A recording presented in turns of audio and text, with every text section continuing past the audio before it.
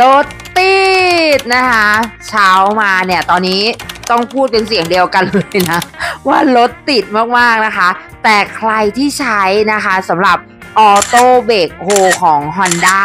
นะคะปลื้มปิ่มแน่นอนเวลาที่รถติดค่ะไม่ต้องเปลี่ยนเกียร์นะเกียร์ยังเป็นเกียร์ดีเหมือนเดิมและไม่ต้องเหยียบเบรกค้างด้วยค่ะถ้าเกิดคุณลูกค้าคาดเบลต์แล้วกดคำว่าเบรกโฮตั้งแต่ออกมาจากบ้านนะนี่ค่ะแบบนี้เลยมีเบรกโฮโชว์มีตัว A โชว์อยู่ด้านล่างเบรกโฮคุณลูกค้าเวลาที่รถติดนะเราจอด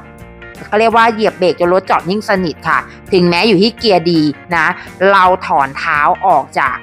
เบรกได้เลยนะคะโดยเนี่ยเราสังเกตมีตัว A แบบนี้ได้เลยนะคะแล้วจะอยู่ให้เรานิ่งๆแบบนี้เลย10นาทีถ้าเกิดเราจะไปต่อเราแค่แตะคันเร่งเสริมค่ะรถก็จะเคลื่อนที่ไปด้านหน้าตามปกติติดเหยียบเบรกจะไปต่อแตะคันเร่งง่ายๆแบบนี้เลยค่ะออโต้เบรก